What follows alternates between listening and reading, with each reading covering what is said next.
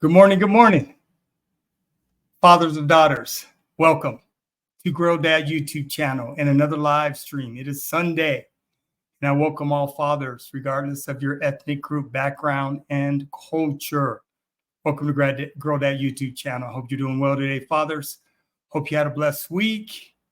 Hope your kids are doing well. Hope your family's blessed. Hope your wives are doing amazing and all this, everything in between.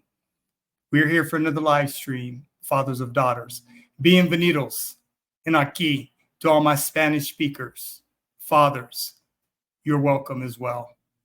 So, fathers, we have another live stream today.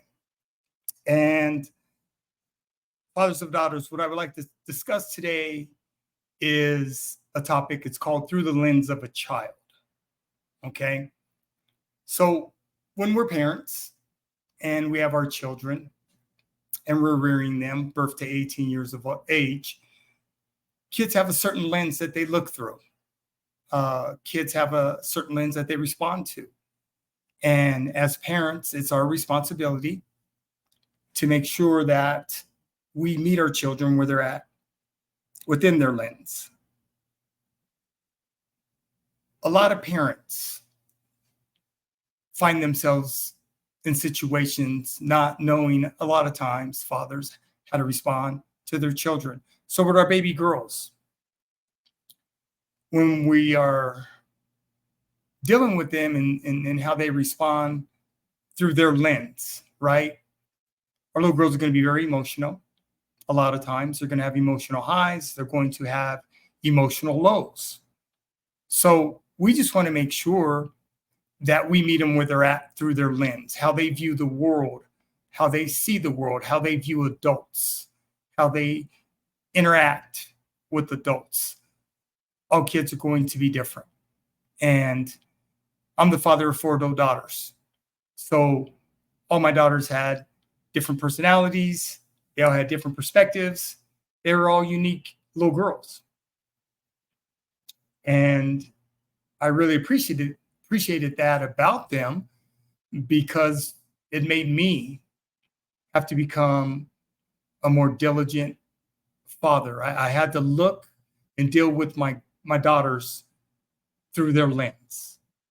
I had to act accordingly with my daughters through their lens.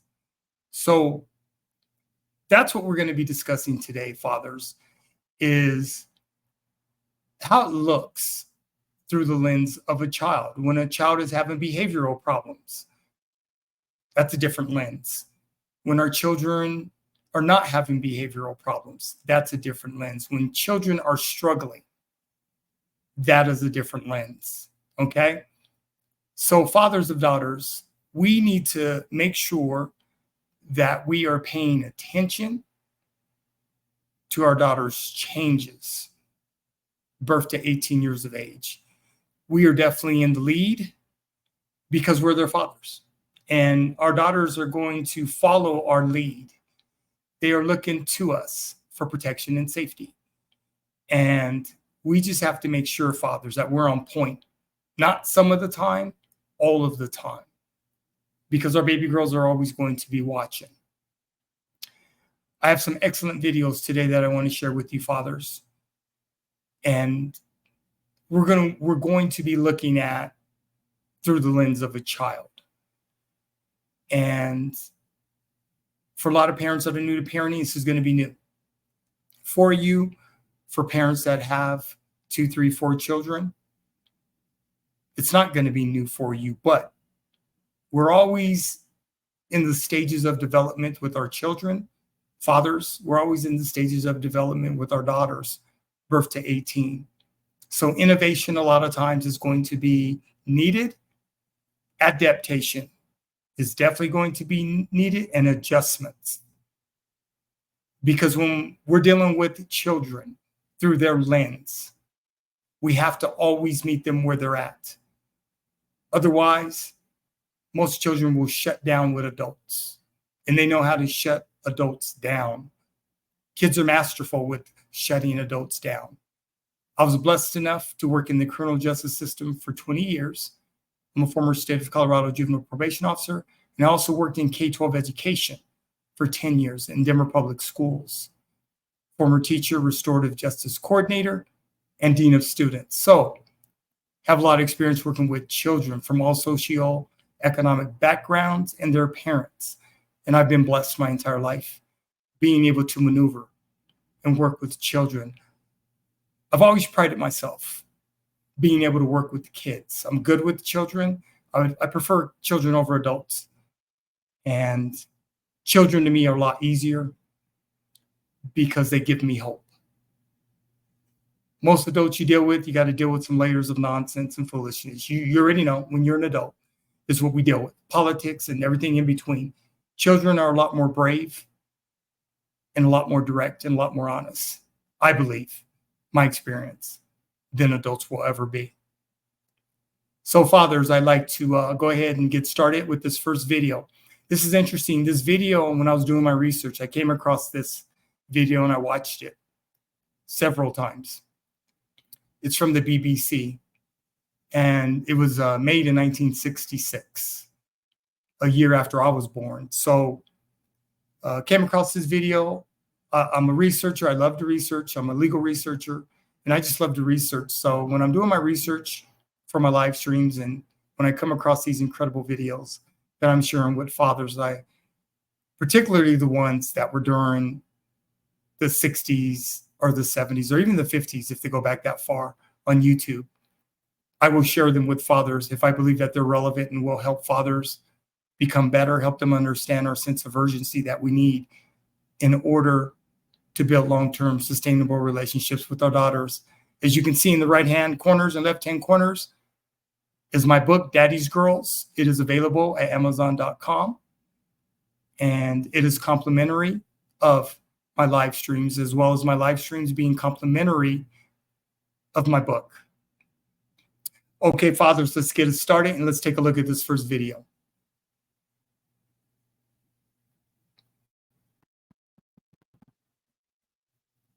Let's see.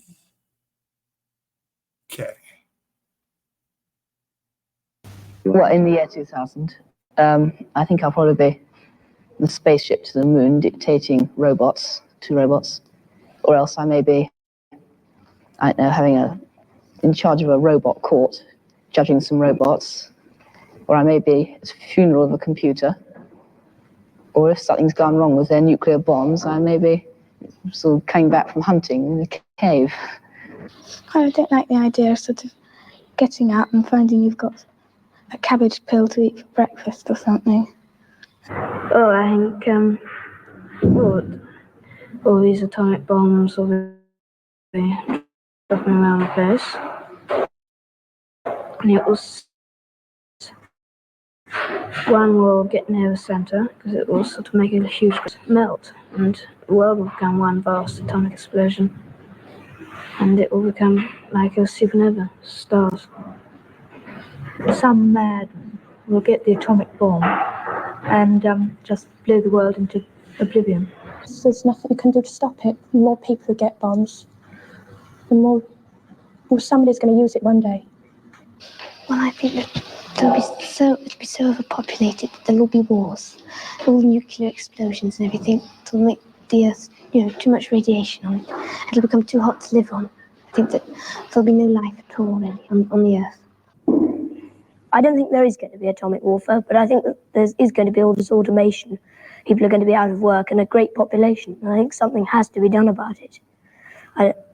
If I wasn't a biologist, that's what I'd like to do.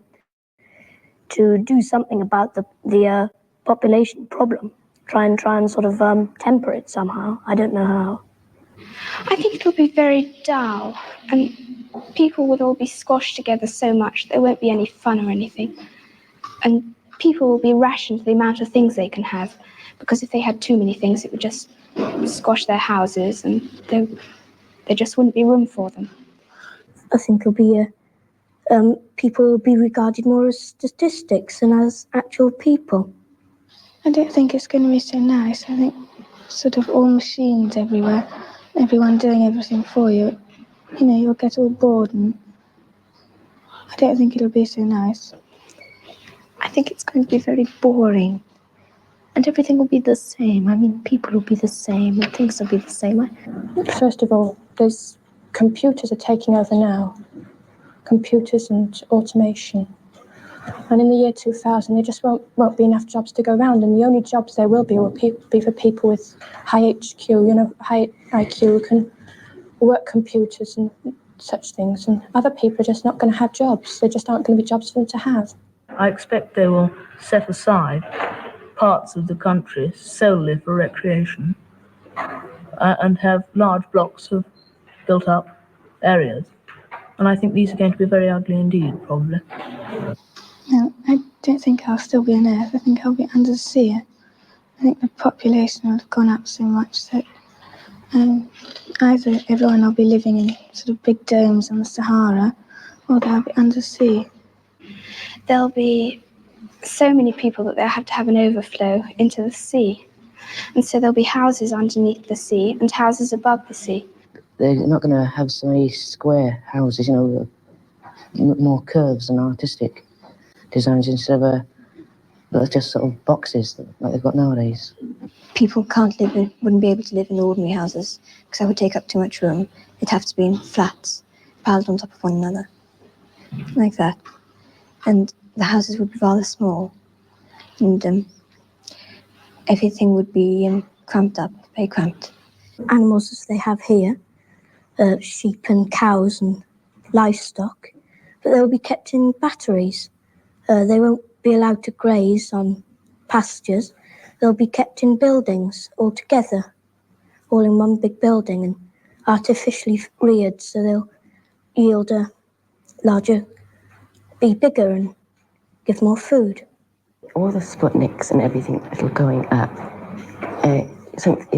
sort of interferes with the weather, and I think the sea may rise and will sort of cover some of England. And there'll be just islands left from only the Highlands in Scotland and some of the big hills in England and Wales.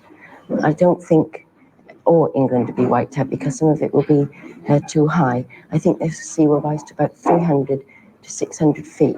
It might freeze because the sun, I think, will probably burn out. And there's an ice cap coming down from the North Pole. I think it will cover the Earth. We might have another ice age. And I don't think there's anything to be frightened of, and lots of people think it's going to explode, but I'm certain it won't. I think it'll be much more efficient because there'll be more cures for the diseases and not so many people will get sick. And the black people, won't be sort of separate. They'll be all mixed in with the white people. And, the poor people and rich people will become the same. Well, they will be poor and rich, but they won't sort of look down on each other. I'm not looking forward to living in that year, about 50 years' time. I mean, the world seems to be in such a terrible state now, let alone in 50 years' time.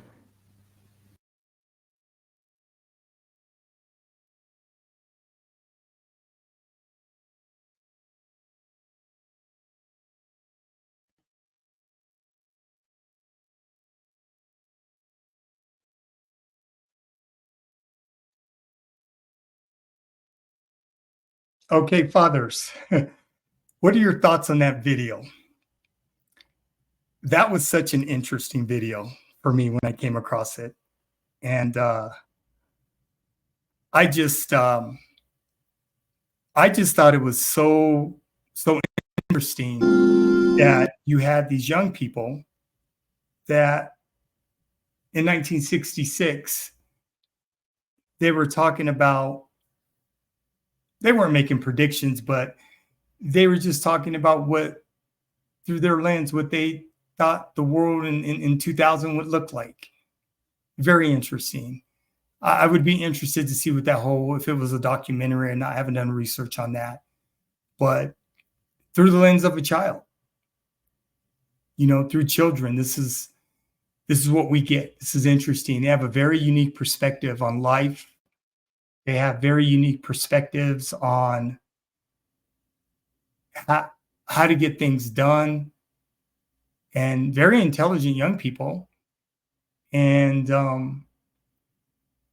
that was nice. That was real nice for me to just hear what they were talking about, and trying to understand what the future would look like. Little boys and little girls are pretty much the same when they were talking. And a lot of things they talked about have come to pass with the rising of the sea because of global warming and, those types of things. So I just found it interesting. And this is what Grow That YouTube channel does, is we make sure we provide educational and informational resources through instruction. That's what Grow That YouTube channel is all about. That's how I get down.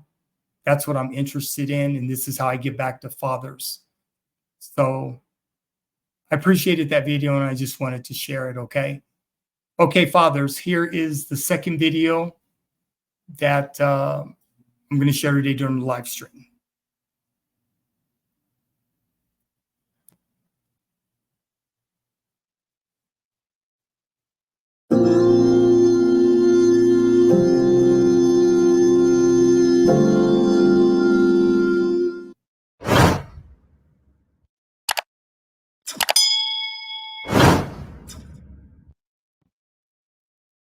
Just as the baby needs time to learn to talk and walk, they also need time to learn how to see. So let's explore how the baby sees from the time of birth to the time where their eyes are fully functional. At birth, the child has a poor eyesight. The child will blink in response to bright light or when the eye is touched, but the eyes are uncoordinated. The child is able to stare at objects held at 10 inches, but perceives them only as dark or bright objects. The eyes try to follow, but have a hard time keeping up with the moving object.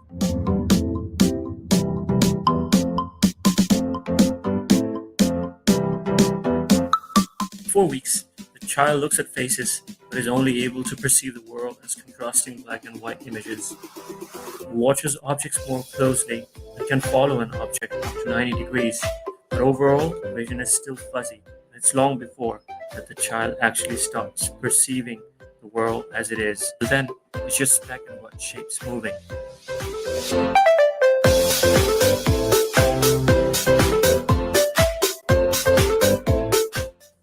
At about 2 months, babies usually are able to follow a moving light, faces, or object with their eyes as their visual coordination improves.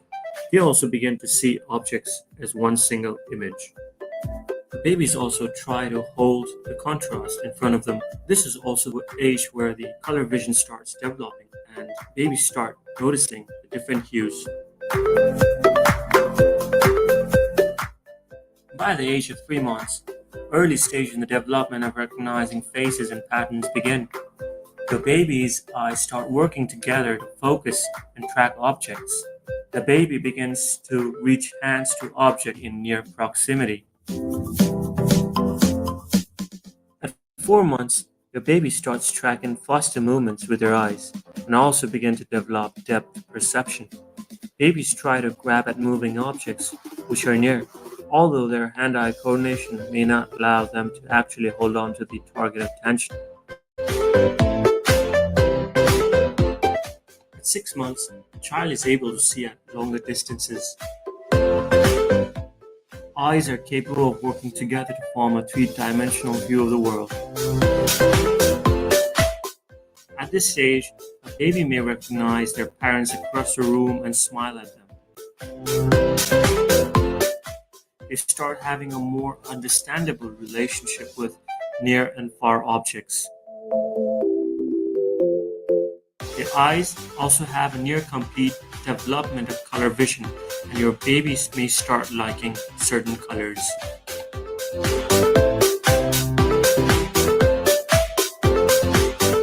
At about 9 months, babies can generally judge distance pretty well and are able to comprehend small objects. They develop good tracking and toss objects with better hand-eye coordination. They can watch objects that are moving fast and usually judge distances well enough to grab something in their palms. It is important that you encourage crawling rather than early walking to help the child develop better hand-eye coordination. At 12 months, the child sees the world in 3 dimensions. The child recognizes familiar objects and pictures in books and may point to some objects when asked. They are often practicing memory by recalling what they look at pictures in books or photographs. They fixate, turn, and gesture for objects and actions. During this time, children realize that when they look in the mirror, they see themselves and not some other child. They are also able to place shapes in proper holes. Playing hide and seek games with toys or your face can help the baby develop visual memories. At age of 2 to 3, your child will have near adult vision. At this age, the child will be fine-tuning the visual abilities gained during infancy and developing new ones. They use their vision to guide other learning experiences. They are developing the visually guided eye-hand-body coordination, fine motor skills, and visual perceptual abilities necessary to learn to read and write. Stacking building blocks, rolling a ball back and forth, or assembling blocks together.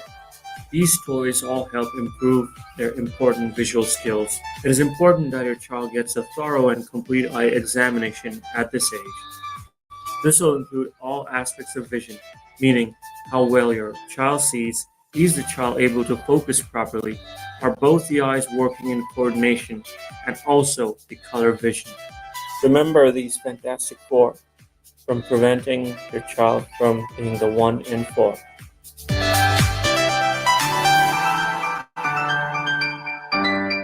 Thank you for watching, and please do subscribe to the channel for more informative videos.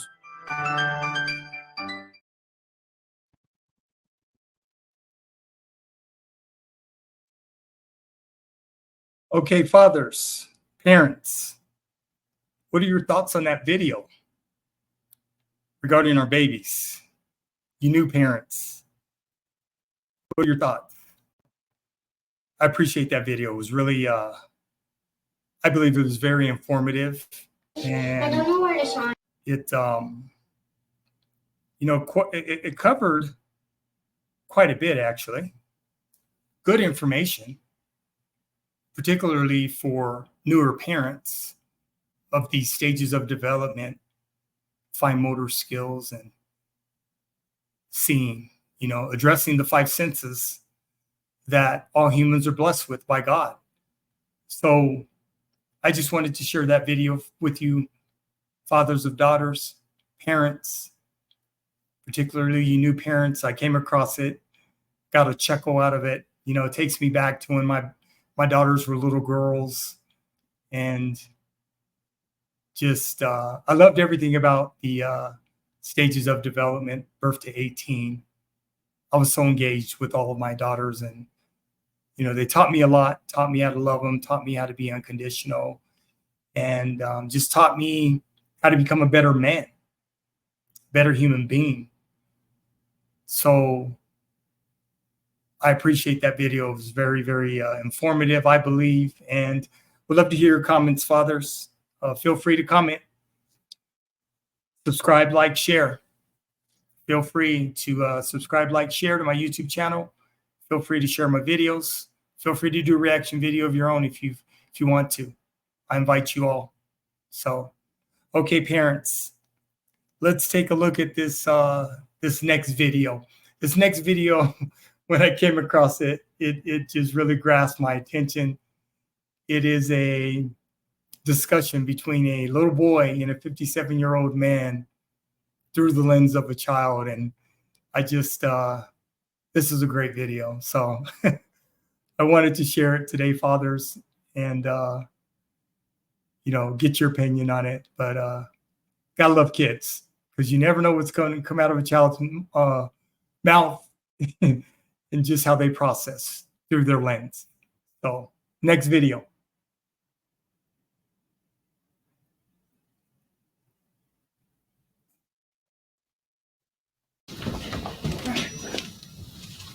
What? Oh, you have yours. What's that? Okay. I don't know where the questions. I don't know where the song is. Well, will I ask you a question? Okay. The first one. Right. What is the worst thing about being young? Well, you get lots of homework. It's also pretty. They're like in the middle, like in school, like in the middle of bad and good. Oh. What is the worst thing about being old? Not being able to do things that you could do when you were young. Like, you can't bend down and get stuff on the floor. Well, you can still do that, but the problem is your body gets a bit stiff. I know it hurts a lot when you try to get down when you are That's old. right, yes. You might get sick more often. Hopefully I don't. But that's the problem. That's pretty bad. It is pretty bad. The only time I went to a hospital is my mom to get me born. Oh, yeah. Do you wish you were old? Maybe. So I was old and I can buy stuff for my own and have been married, but that'll be ew. Do you wish you were young? Why? Well, the problem about, the great thing about being young is you have more time. You have more time to do things. I could play games, which I did. I used to play Cowboys and Indians. Yeah, that's what I play. Do you? Yeah. That's what I like about being young. I could use my imagination more. That's sad story. You can't do that anymore. Well, I could be an older cowboy. I might do it yet. Will you fall in love? And what will it be like? I don't know. We'll have babies, it'll be fun. I'll have to change. Even though I'll have to change his diaper, it'll be fun. Ah. But what about if he cries? Well.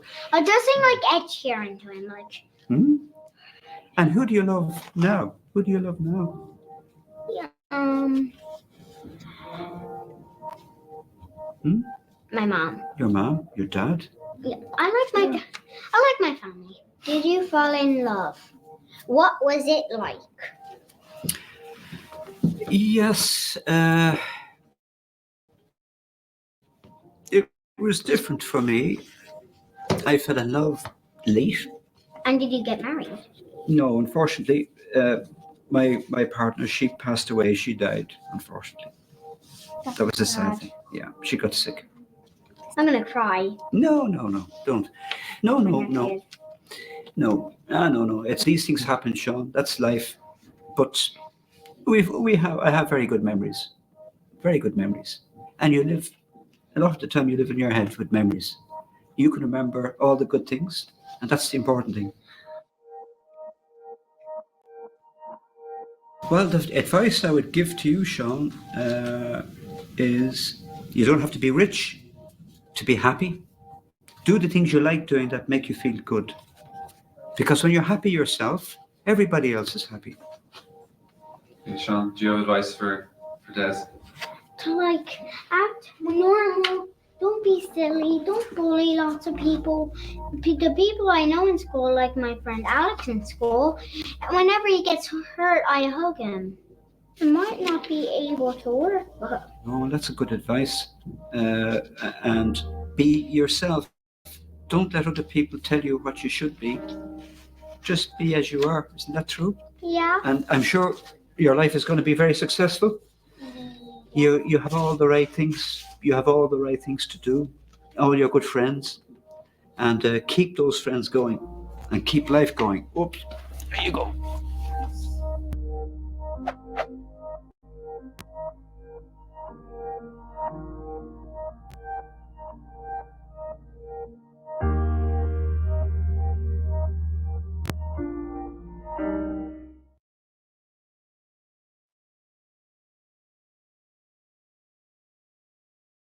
Okay. Fathers, parents, what are your thoughts? That was an excellent video. Gotta love our kids, man.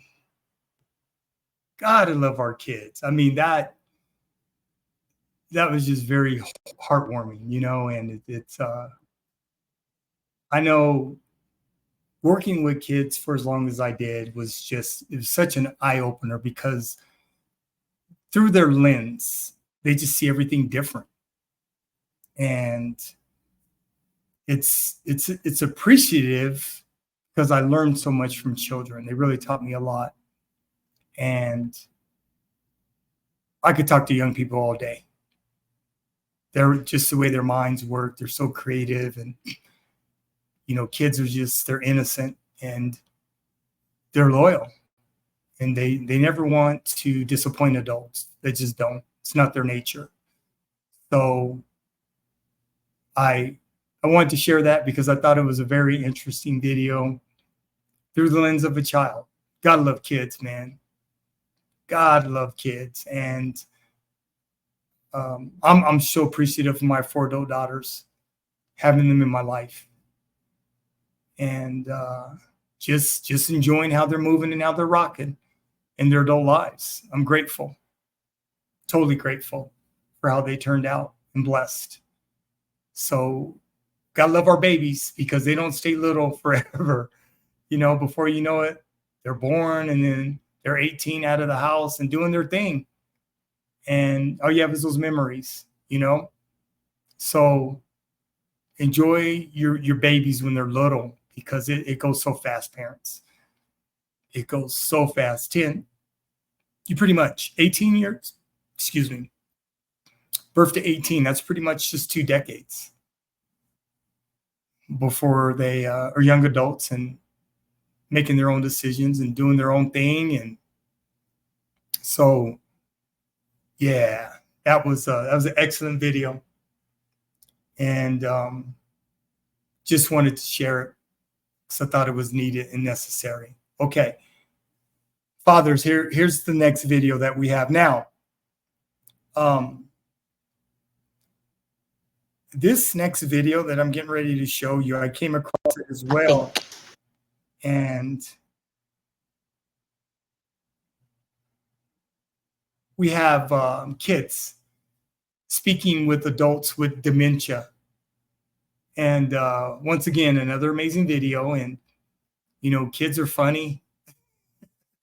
Kids are funny, man. They just, the innocence of a child through their lens. Amazing. Just amazing. But came across this video. I love doing the research for my live stream. So I always narrow it down to between 6 to 8 videos. Hopefully I can get them all for about 5 minutes a piece. Sometimes they're longer, but I try to stay within that range. But kids are amazing. I wouldn't trade my daughters for anything in the world. I'd do it all over again the exact same way because I loved fatherhood. So next video, fathers.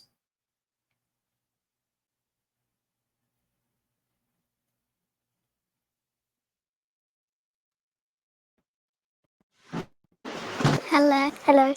Give me 5. How old are you? I'm 60, I think.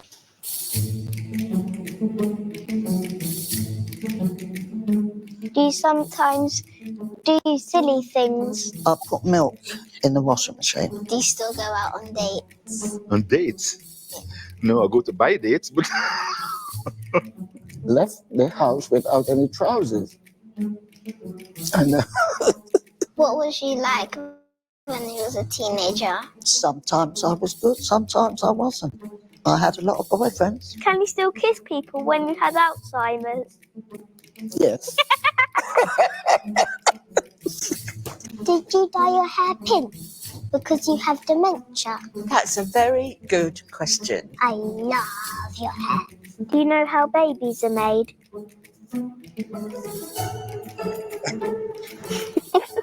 Who looks after you? My wife, Vivian, the boss. Do you ever get lonely? Yes, I do. Very, very lonely. I'm on my own now, so I have to make the best of it. I know that one day I'm going to wake up and not know who anyone is. Do you have any life advice for me? My advice would be,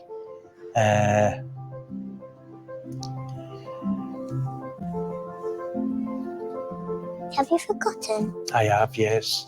Make sure you tell the people that you love them. Treat every moment as though it's your last. Stay away from boys.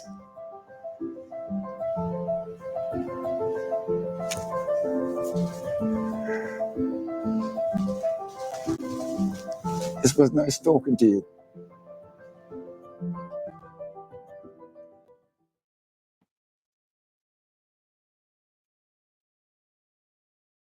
Okay, fathers, parents, needed to share that video because kids can bring out the best of any adult in any situation. I believe that. They, what I appreciate about that video is just, I mean, through a child's lens, you know, just their innocence. And, you know, children just go about their lives, however they go about their lives, you know, through love, through commitment, through understanding, and in their own little world. And, you know, I've never met a child in my life that I've worked with that didn't want to be held accountable. And children are, they're brutally honest. You know, when the little girl asked him if he forgot, that was just too cute. That was too cute. So yeah, we gotta enjoy our elders while they're here, you know, because they too will transition and you know, leave their experiences and their life experiences for us to learn from and share within our families and to pass down to all generations that are coming behind us. So that's a great thing. And like I said, you can learn so much from being around children. I've always felt safe around kids. They're pleasant, naturally kind, and just very adventurous. So it's a good thing, parents. It's really a good thing. Okay, this next video is kids talking about where babies come from. I wanted to share this one as well. I thought it was cute. So let me get this up, fathers, and we'll get it shown here. Well, kids, it's called Kids Explain How Babies. Where do you think? It's called Kids Explain How Babies Are Made. So once again, of a child, you never know what their explanation is going to be, but kids, you know, hey, they're gonna explain it their way. So here we go, fathers. Where do you think babies come from?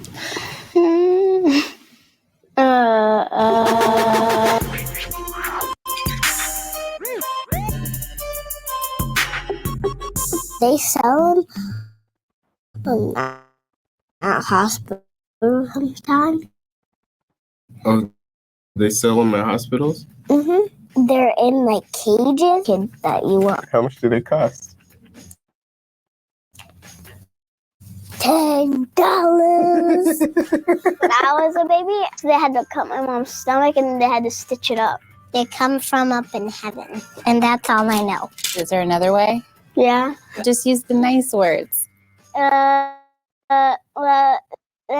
it comes where in the private spot. Usually at the marriage, the two couples kiss, and then the man gives the woman something to help the baby hatch. They like little sperms, and then they race, and then the woman becomes pregnant and really fat. Come on, let's do it. Okay, let's go to my house. Uh-oh, I have a baby in my tummy.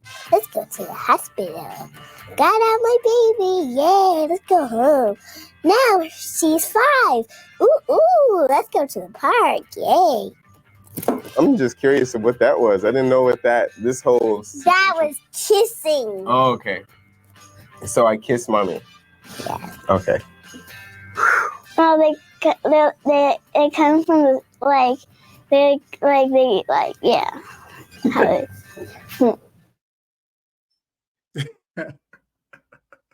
Okay, that was a short video, fathers. I had to share that. Those kids are too cute. They're funny. You know, we get kids get embarrassed. they could go a whole different direction. And appreciate children, man. That was a good video. Oh my Lord. Okay. Kids explaining where babies come from. Wow. Yeah. Okay, fathers, let's get into this next video. And it is a video that is explaining autism in children with special needs. When I came across this video, I felt it was once again, I felt it was a necessary video the services that were for me to share and look at it through a different perspective. Because I also worked with a lot of kids that were in K-12 education that had special needs. So it was for me, I always kept my mouth shut and my eyes open and learned. Because kids with special needs, that's a whole different type of care that parents have to develop and become a part of when they have a special needs child. So here we go, fathers. Here's the next video.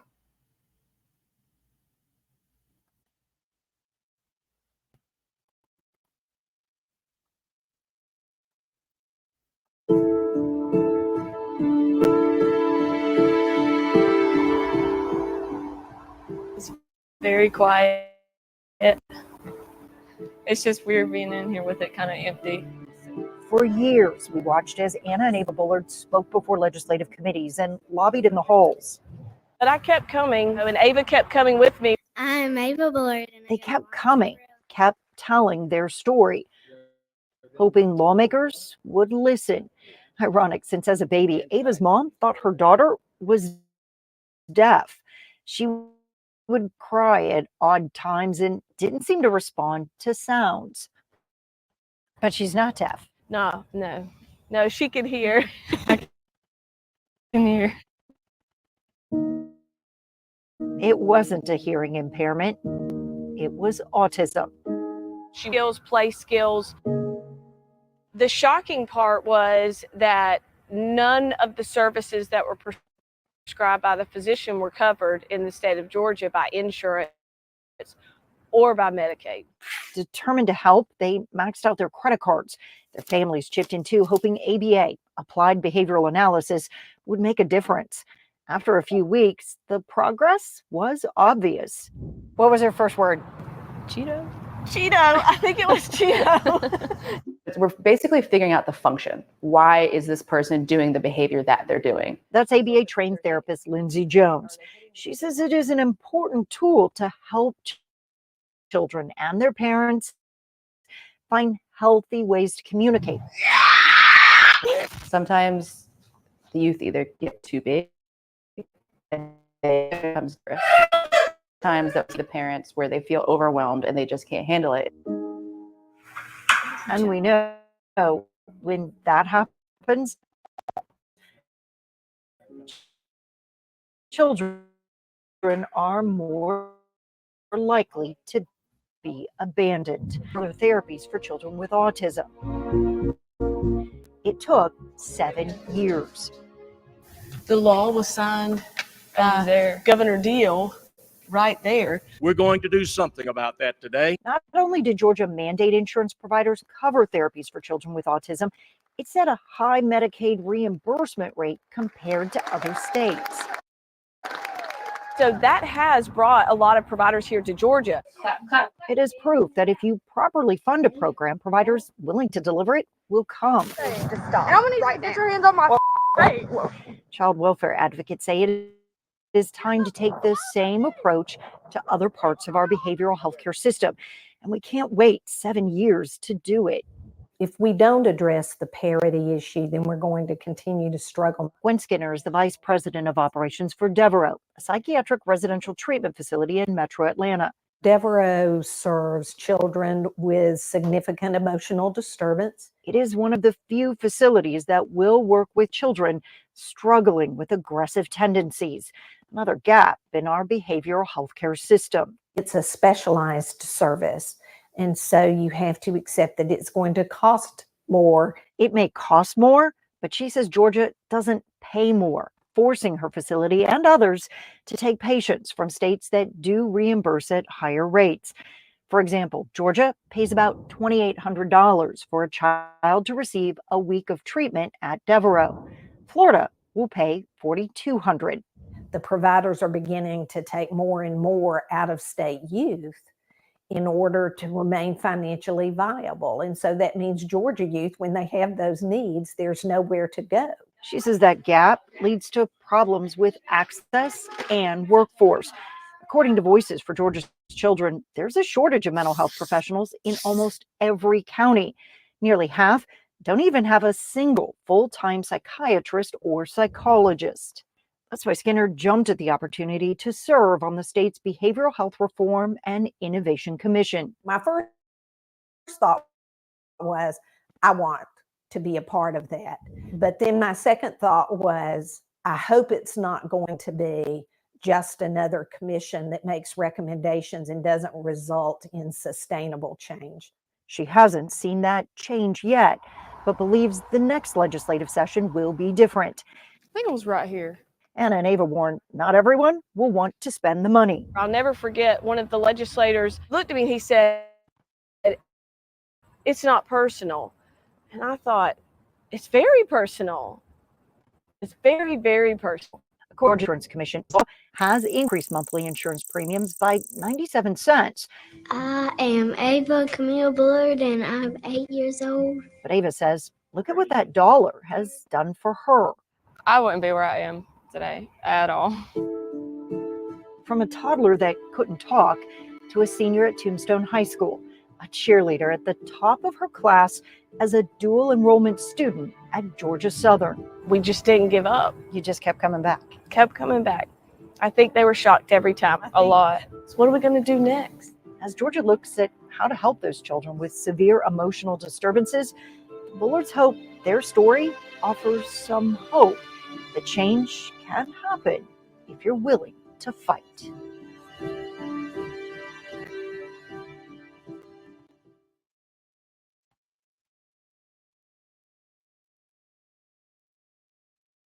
Okay, parents, there's just some things in our life that should be automatic.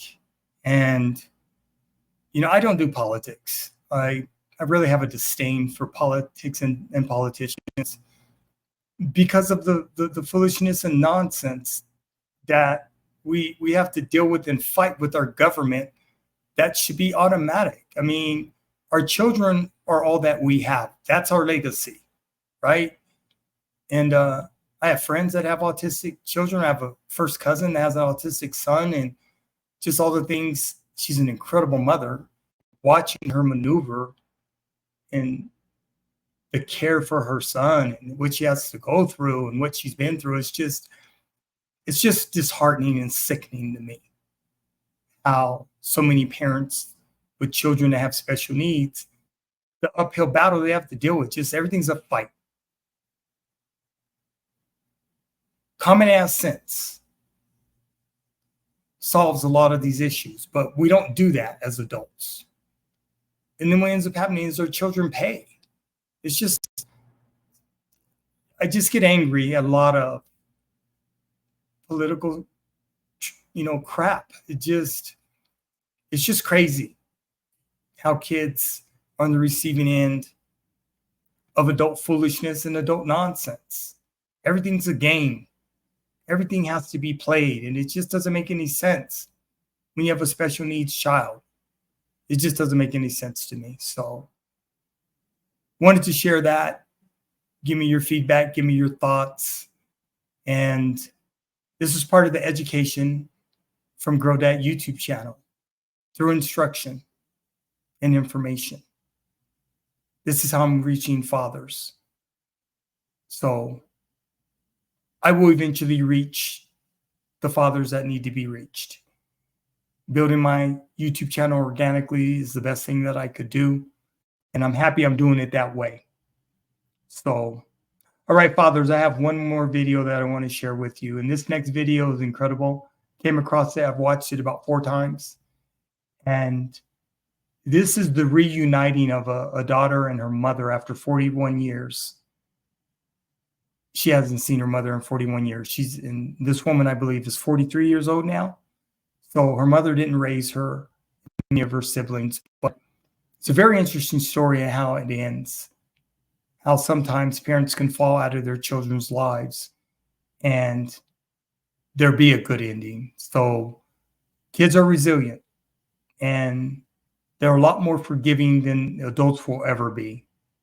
So I want to share this video. Let me get it set up. Okay.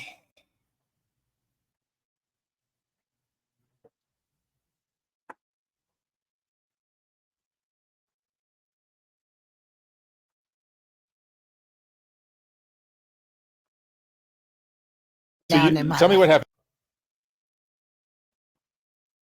Okay. This last video it's 15 minutes long, and then we'll end the live stream. I appreciate you fathers for participating and being part of Grow That YouTube channel. Here we go, fathers. Here we go, parents.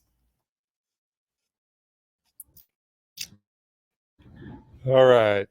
Rita, who do we have here? We have my daughter, thank God, and I'm happy, very happy now. Tell me what happened. You guys reunited.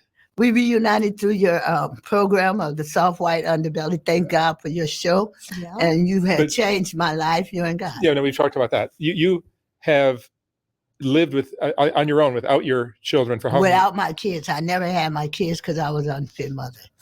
I was in and out of mental institutions and doing drugs. Yeah, and then after one of the videos I posted of you probably a year ago almost? Yes. Maybe less than that even. I got an email from Luana, your daughter, saying, you correct me if I was wrong, but if I'm wrong, but you said like, that's my mom, but that story is all bullshit and it's all fake. And she was never in a mental institution, never this, never that. She's making all that shit up. I did, Mark. I was so upset because it was like the way she was looking, and I was like, I'm looking at this lady who looks exactly like me, and I was so shocked to see what I was seeing because I didn't know her. Like, I'm 44 and it's been about 41 years since I had seen her. Wow. So it was crazy. It was. But then when you got to know your mom again, you found out that a lot of the story was true. No, all of it was true. Everything was true. I seen the paperwork. I seen the medications. I talked to her. Was it case management, Mommy? Yeah. Her case management, like all of it was true. It is. It's true. I told him it wasn't for Mark, that it wasn't. I wasn't just making it up like other people for money. It was for real. It was Mark. It was. Yeah, there's a lot of videos on my channel that I've done 8,000 of these. I only use about a quarter of those. Okay. And that's because there's a lot of people that come in and give me these stories that are not really. Because you don't only help them, you help reunite, and you brought our family back together. Me and my kids back together. All of us. I'm very thankful. You deserve a lot of. Yeah, that's happened a lot in my videos. Yeah. People see them.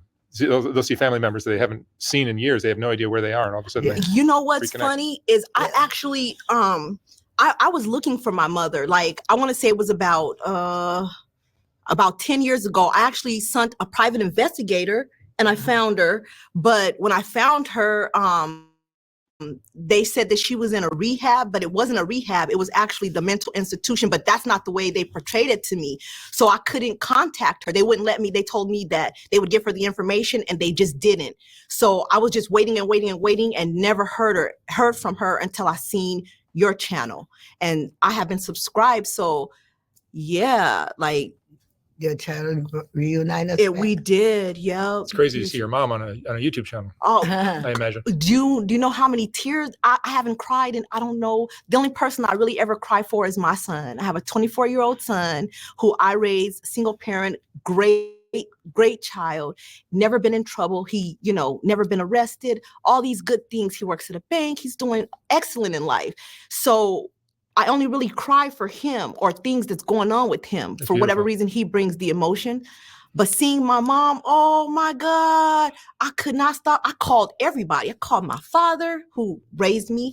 And I was telling him, and he was like, that is so good. He was like, I'm gonna pray. I'm gonna keep praying for you. And it was so crazy. I finally, my mom, I was waiting for her to call. And it was days, and I was so confused, and it was, I was so many emotions because I was being impatient. And then she finally called me. She was like, my phone is broken. I have to keep doing something to it. She was like, it's gonna, as soon as I leave, it's gonna go out. She was like, I'm waiting for a new one. I was like, I was crying. I said, please, mommy, please contact me. Please, I want to talk to you. And I did. And I ended up coming down on Christmas. You live in Arizona? I do live in Arizona. So you come down from Arizona how often now? Once a month, at least once a month, and spend a week with my mommy. That's sweet. Yeah, it is. Thanks to God and you, Mark. Man, thanks to you, Mark. You literally are our angel. Well, I mean, I would thank just social media for being the is amazing. Because who would ever thought? Platform where you guys can connect. For years.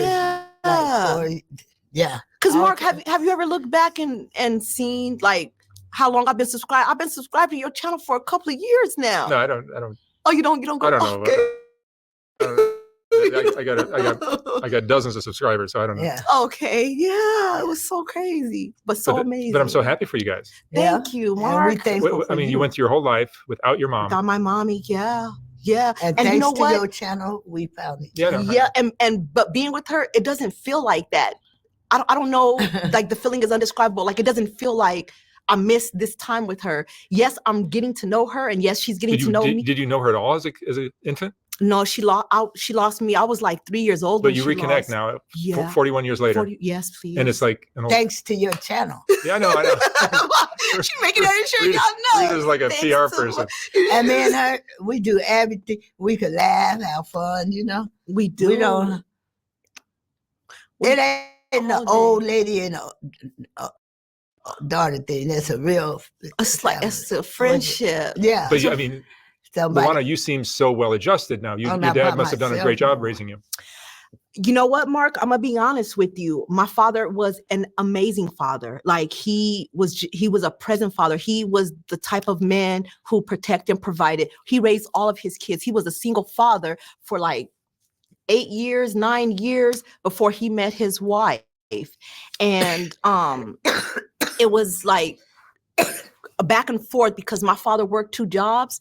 He works, very hectic jobs. So we were back and forth between his parents and him, but we did so well in life. I mean, granted, we as humans, we all have our, our struggles, our issues, but he still is today an active father. I can call my father right now and say, hey, Dad, hey, listen, I'm in this situation. I need whatever. And if he has it, he's gonna come through. That's great. Yeah. But so most people can't say that they had their fathers, especially being African American, but he was a great, amazing father. And his parents, his mother and father, those were also like my parents because we were back and forth. It's a beautiful story. Yeah. Thank you. You have 2 brothers? Yes. I actually have 8 siblings total, but with my mom, she has 2 other sons and me. So it's 3 of us with my mom. And Rita's other 2 sons, tell me about them.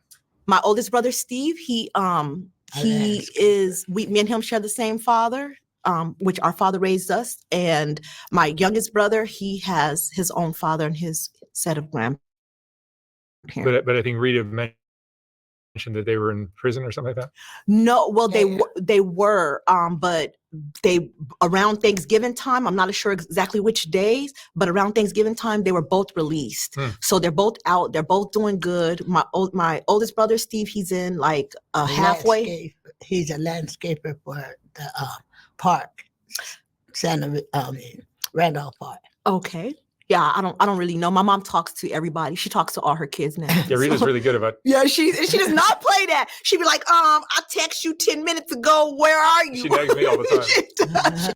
I'm like, okay, mommy, I'm sorry, I'm at work. I'm gonna call you back. So, Like, okay. So what do you guys do now when you're together? Everything. We go out to eat, Yeah. and we decorate my house. Look at Her my house phone. is It's beautiful. She has a beautiful place. When I was coming and asking you to, will you buy me this? I really go buy. I Look promise at you made my house. her I still got the blanket you gave me when I didn't have nothing, and I first moved Didn't I get you from Ski Road. I still got TV the blanket. or a sofa or something like that? And yeah. She has a beautiful room. Her house is Mark, you know, when you think about like mental, like, you know what I'm saying, people like that, you don't expect to walk into this amazing, you expect to walk in and be junky or no. My mommy does not play that. Let me put a bowl in the sink. Here she be like, oh, you done with this bowl? Let me wash this for you. It's gonna be right here for if you need it. Her house is beautiful. It smells good in there. You can see that she really does like keep her everything intact. It's crazy. Every time I walk in, I'm like, oh, it's so nice in here, Mom. Some of that stuff's genetic, probably. You probably have some of the same qualities. You know what? It's crazy. I am exactly like my mother. It's so everything about her heart, the way she gives, the way she is with people and how people love her. I am exactly the same Everything way. but the cartwheels, you know. The cartwheel, she said, everything with the cartwheel. Rita's energy is so positive all the time. And it was tragic for me to see her on Skid Row, where it's just a bunch of snakes and wolves that are just trying to take advantage of everybody. And here's Rita, who's this like innocent little person who's just being taken advantage of. It was horrible. And you know what's crazy is she gives so willingly. Like, people really don't have to do that, because Mark, I'm telling you, when I tell you, if she got it, we went to go pay the phone bill. We had just purchased TV. We went to go pay the phone bill. This lady walked in. She was like, can I borrow some money? My mommy said, you don't have to borrow it here because you don't know me to borrow it. Let me give it to you. And gave this lady some money. And I'm like, oh my God. Like, you don't see, people are like, no, this is my money. But she really she has a beautiful heart, man. It's crazy. And I'm like her. Yeah, I love everybody. I'm thankful for life. Mainly, I got my kids thanks to you. Yeah. Rita's story is beautiful. Yeah. And it's turning out to be a beautiful story, Mommy. What you think? Yeah. You think so? Story is. It's more than just offering. Pictures. It's more than just offering the help, though. Yeah. For people watching this, it's like, I've interviewed so many thousands of people. The ability to accept help is the first thing I look for. And that's pretty rare. And I definitely accepted all that. Yeah, no, you took it and ran with it. And I on down to being trashy, looking nice. He helped me buy me clothes, and he got me out of from Ski Road, and before I had my own place, he was paying people to let me live there instead on the streets. Oh, she did tell me he was helping me stay off the streets. Yeah, Skid Row's it's not a place for someone like Rita. No, they won't even give you leftover food on Skid Row. I cried for him a few days, telling they throwing away food in that building I live in, and they don't even want to give it to me. And he'll go and take me and give me some food, or he'll give me money to get food. I'll go right across the street, buy me 1,000 hot dogs. Hot dogs and soup, because my mommy loves hot dogs. I can't do it. It's just really nice for me to see somebody, and this has only happened a handful of times, where somebody really gets their lives together and changes for everything. The better. So you see them when they're the lowest, and then you see them when they change. Yeah, but very few change. Very, very few. I can name them right now. Just like 5, 6, 7 people that have done it. Did Kelly change? I'm sorry? Kelly? I haven't seen Kelly. She was your neighbor. Yeah. At the Ellis. She lived Hotel. in the Ellis. What is that, Mommy? That apartment that I lived in. The Ellis Hotel. Roaches and the rats. I had rats like a pet shop. Oh my God. And spiders. Crazy. Yeah. And the people in that building were the craziest like murders and overdoses Exactly. and Yep. everything, like on a daily, weekly basis. Yep. That's Every day almost. crazy. You can make a movie in that building Yeah. or a weekly series. It's crazy. My mommy, like when we're sitting there, she just starts reminiscing about, you know, it really hurts my feelings to hear, like What she that's went through? really. Yeah, she went through some awful stuff. I would have never imagined, Mark. But not no more. She don't like. She didn't let it bring her down. Right. I wouldn't. It's like it never happened. I wouldn't. Some people can do that. Some people can just like go through hell and they're resilient, and it doesn't give them the shame and all the mental trauma and the PTSD and all that stuff. They seem to just write it out somehow. Because of God. Like it never happened. I'm different. I'm not like that, Mark. Oh my God, I am such a crybaby. If I'm hurting, I'm crying right now. My feelings is hurt. I'm crying right now. Everybody's about to know. I'm sad. My mommy's the total You gotta different. get on your knees and give it to God, because it's all things possible through strength and of God. Yeah. Well, I'm so happy for you guys. Thank you, Mark. It's a really sweet story. Thank you, Mark. Your last one was really sweet, but this one's even, it just adds some like. And her hair as long as mine. She's so crazy. She keeps on telling why she is so silly. Yeah. My mommy is so silly. But you're welcome. Yeah, thank you. No, I'm just very happy to have a story like this. Because they're trying to eat burritos. It's really sweet. Yeah. See? Oh my God. Really fun. So thank you. All right, you guys. Thank you, Lana. Thank you, Rita.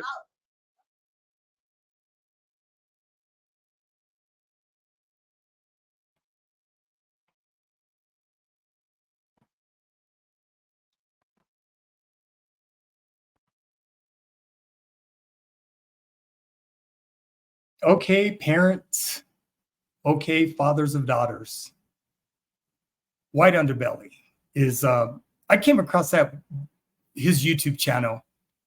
All videos are in the description. So every video that I share through education and information with instruction, they're all in the description every week.